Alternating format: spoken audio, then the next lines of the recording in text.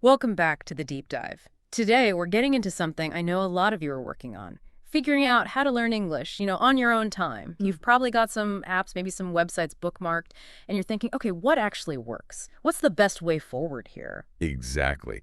And that's where we're jumping in. We listened to this really great chat from Leo and Gwen on their Podcast and Chill YouTube channel. They did a real exploration of learning English by yourself. Yeah, lots of good stuff in there. Lots of practical tips. So our mission today is basically to pull out the most actionable bits from what Leo and Gwen discussed. We want to give you a clear path, something you can actually use without feeling totally swamped by all the options. Right. It can be overwhelming. So where did they say to start? They really hammered home the idea of setting clear goals first, didn't they? They absolutely did. And, well, it makes total sense, right? If you don't know where you're aiming, it's pretty easy to get sidetracked or just lose steam. They talked about making your goals SMART.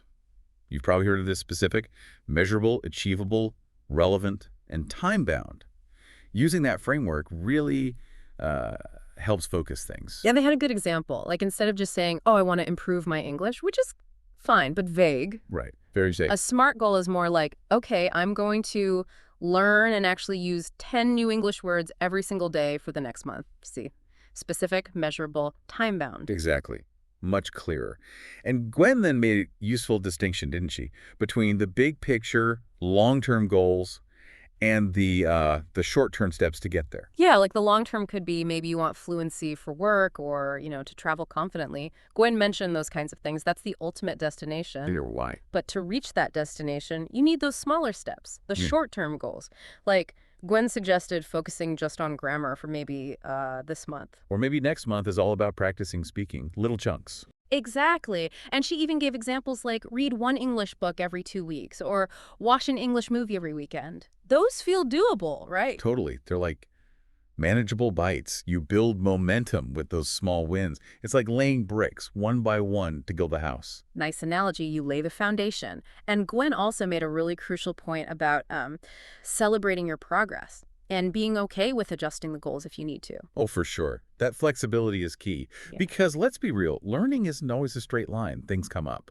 So being able to adapt keeps you motivated, keeps you on track. So true. Okay, goals are set, or at least we know how to set them. What's next? Leo and Glenn moved on to finding the right resources, which there's a lot out there. Yeah, no kidding. That's what they observed too. There's just a mountain of stuff online, free stuff, paid stuff. Which is great, but also, where do you even start? Right. So their specific recommendations were helpful. They mentioned Duolingo, obviously. Free, kind of fun, gamified lessons on different topics. Gwen pointed out the point system, how it makes you feel like you're achieving something. Yeah, that game element works for a lot of people, especially starting out. Keeps you coming back. Then BBC Learning English came up.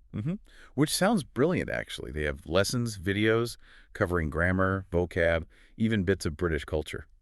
And crucially, using real-life examples, Leo really stressed that the real-world context helps it stick. Definitely. Abstract rules are harder to grasp than seeing it used, Totally. And they also talk about memorize.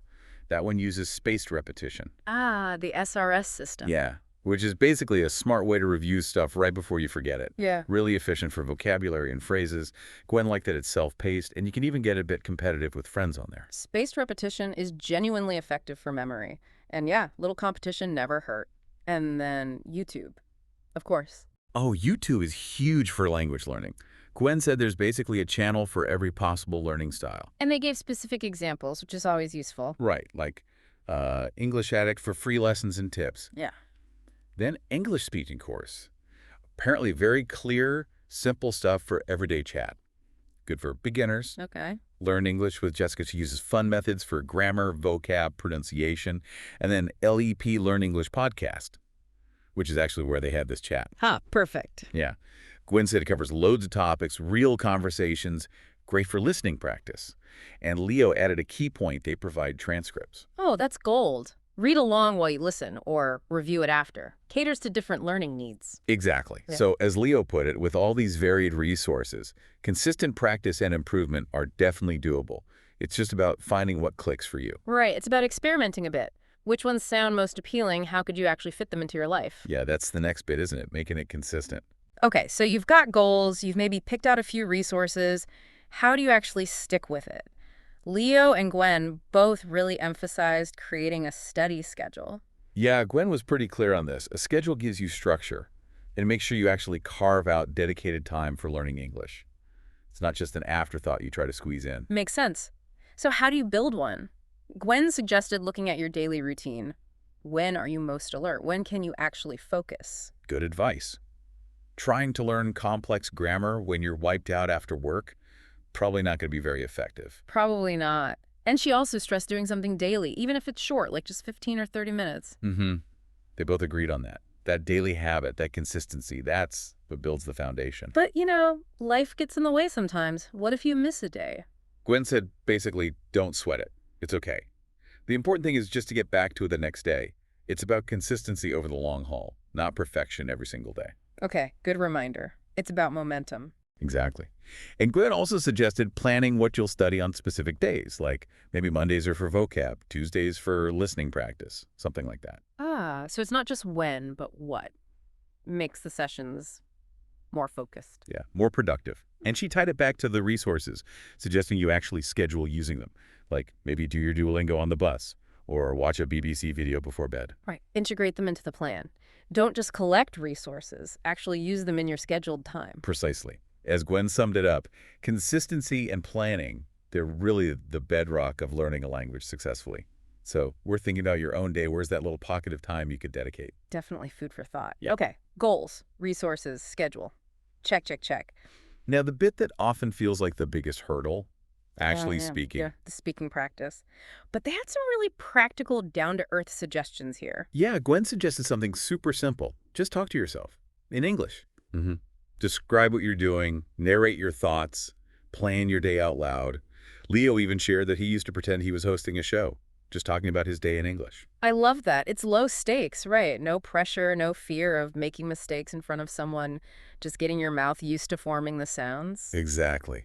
And Gwen also recommended recording yourself speaking, then listening back not to cringe, but to notice areas for improvement. Ooh, brave, but useful. Yeah, but she stressed being kind to yourself about it. It's a learning process. You will make mistakes. It's about growth, not criticism. Good point. Then they talked about language exchange apps. Right, like HelloTalk or Tandem. These connect you with native speakers who want to learn your language. So you practice English, they practice your language. Win-win. And you meet people from other cultures, too. Totally. Great way to get real conversation practice. Gwen also suggested joining language clubs or online groups, just getting regular interaction, building that confidence. Makes sense. It's about taking the plunge. Pretty much. As Gwen said, the more you actually do it, the more natural speaking becomes. Just got to practice. So maybe think, what's one tiny thing you could do this week to speak a bit more English? Okay, good challenge. Now, beyond the scheduled study and specific practice, Leo and Gwen talked about immersion, making English part of your environment. Yeah, they frame this as really critical for leveling up. Gwen explained it well. It's kind of like how kids learn their first language. How so? By just being surrounded by it constantly. You start to think in the language more naturally. Your understanding improves almost subconsciously. It's about creating that English bubble around you. Right, letting your brain just absorb it through exposure. So how do you actually do that? What were their practical tips? Well, watching movies and TV shows in English was a big one. Gwen suggested using English subtitles at first if you need them. Helps comprehension. And Leo chimed in that he likes comedies. Makes it more fun. Definitely find stuff you enjoy. Also, listening to English music. Pay attention to the lyrics. Maybe even try singing along. Good for pronunciation and vocab. Yeah, and much more fun than drilling grammar rules sometimes. For sure. Then reading books, articles, blogs, whatever interests you. Gwen advised starting simple, stuff at your level, then gradually tackling more complex things. Gradual progression. Key again. Avoid getting discouraged. Exactly. And finally, joining online forums or groups related to your hobbies, but ones that are in English. Practice reading, writing, interacting naturally. So it's about weaving English into your daily life, not just keeping it in the study time box. Precisely. More exposure means faster and, honestly, more enjoyable learning. Maybe just start small, like switching your phone's language setting or reading news in English. Little changes can add up. Okay, we've covered a lot. Goals, resources, scheduling, speaking, immersion. Let's zoom in on vocabulary for a sec. Yeah. Building that word bank. Right, super important. And they started with a classic. Flashcards? Still work? Gwen pointed out how tech has made them even better now. Yeah, no more messy piles of cards. They mentioned apps, right? Anki and Quizlet.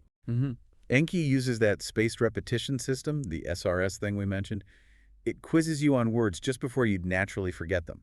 Super efficient. Smart. Works with how our brains actually remember things. Exactly. And Leo liked the convenience factor of these apps. You can whip out your phone and do a quick review session anytime, anywhere. Yeah, waiting in line on the commute makes use of dead time. Leo also said you can make your own card sets or use ones others have made. Right. Making your own really helps cement the words, but using pre-made ones can save time or give you ideas for words you hadn't thought of. Different approaches. So explore those apps, Anki, Quizlet, others too. See if they fit into your routine. Could really speed up vocab learning. Definitely worth checking out. And Gwen's final thought here was key. Find the strategies that work for you. Experiment a bit. Personalization again. Okay, last big piece of the puzzle they discussed. Tracking your progress. Looking back at how far you've come. Yeah, Leo made a great point that this really fuels motivation. Especially when you're learning alone, it's easy to feel like you're stuck if you don't actively see the progress. So how do you track it? Gwen mentioned she keeps a study journal. She just jots down what she studied, anything new she learned, maybe challenges she hit. So the reflection really helps her understand her own process. That sounds really insightful, actually. Makes you more aware. What about Leo's approach? He likes setting milestones and giving himself little rewards when he hits them. Doesn't have to be big, maybe a favorite snack or taking a short break to do something fun. Celebrating the wins. Important for morale. Totally. And Gren also mentioned how lots of the apps we talked about, like Duolingo or Memrise, have built-in tracking. Streaks, badges, achievements. The gamification element again. Yeah. Visual proof of progress. Exactly. It can be surprisingly motivating. So Leo's advice was, think about using a journal or these app features, and definitely celebrate those milestones. Acknowledge your hard work. Good advice. How are you tracking your progress now? Could you try one of these methods? Worth considering. Okay, so let's wrap this up. Our deep dive into Leo and Gren's chat really covered the bases for learning English solo, didn't it? It really did. We talked setting those SMART goals, finding and using good resources like Duolingo, BBC Learning English, YouTube channels. Building a consistent study schedule, even if it's short sessions daily. And crucially, practicing speaking, talking to yourself, using apps, joining groups. And immersing yourself. Movies, music, reading, changing phone settings, plus using vocabulary tools like Anki or Quizlet with spaced repetition. And finally, tracking your progress with journals or apps and celebrating those wins. It's a solid roadmap. And like they said, remember, it's a journey, not a sprint. Try to enjoy the process, pat yourself on the back for the small victories. Every little bit counts. Absolutely. And hey, just like Leo and Gwen, we're curious about your journey too. Let us know how it's going. Share your progress, ask questions, suggest future topics, comments, social media, reach out. We're here to help you along the way. Definitely. Thanks for tuning into this deep dive. Keep learning, keep practicing, and enjoy it. Until next time. And here's something to think about. Based on everything we talked through today, what's one small, concrete action you could take, like right now or maybe later today, to move your English learning forward?